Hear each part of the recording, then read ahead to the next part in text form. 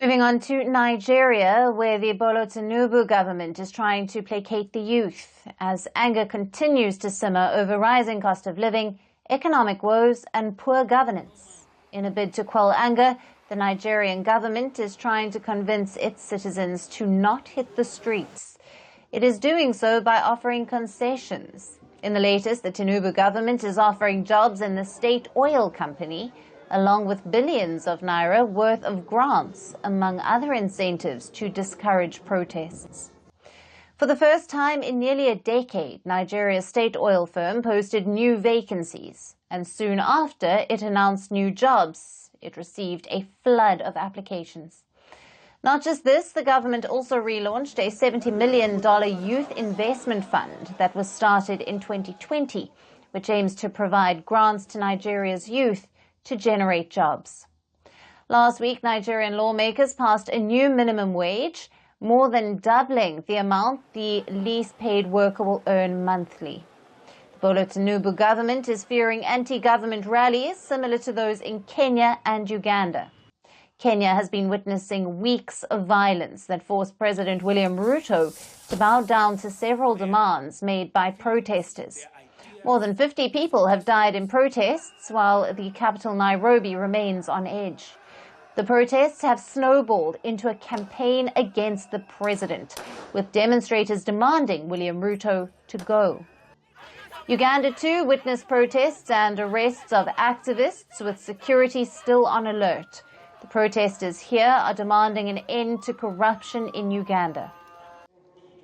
The Nigerian government has also roped in religious clerics, traditional rulers and other prominent Nigerians to discourage young people from protesting. The police and army leadership have also warned against the protests, saying that they could get violent and out of control. Even before the protests have begun, the government has blamed foreign elements for stoking anger. Nigerian government had urged for more time to end Nigeria's economic hardships. Inflation in Nigeria has risen to a 28-year high of over 34%, while food inflation is over 40%. The prices spiked after President Bola Tinubu removed fuel subsidies after he took charge last year. Now activists and youth leaders have been mobilizing protests against the government online, calling for people to begin protests from the 1st of August. They have dubbed their rallies as End Bad Governance in Nigeria. They say they have a right to peaceful demonstrations and have called the government's warnings of violence a smokescreen for a potential crackdown.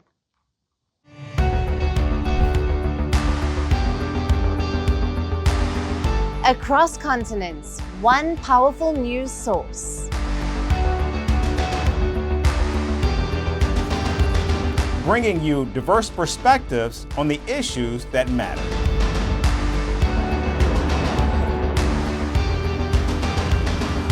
We go beyond the boundaries to give you that little extra about every sporting moment.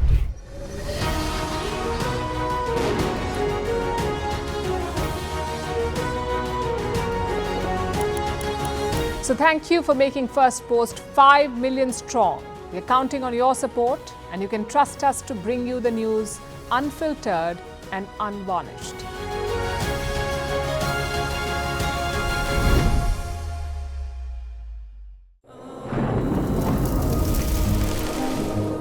Climate change is on our doorstep. It's time for a revolution to take root.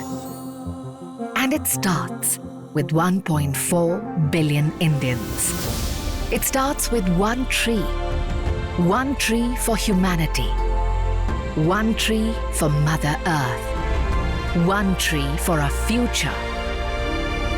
Project One Tree, a News 18 network initiative.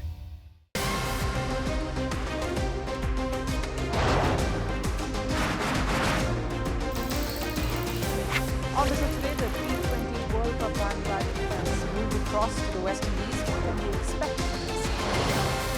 Hello, I'm Alison Green, coming to you from Durban, South Africa. Today we have a special show. Start with a report on India's shifting nuclear policy. The first time since India officially became a nuclear power. Hello and welcome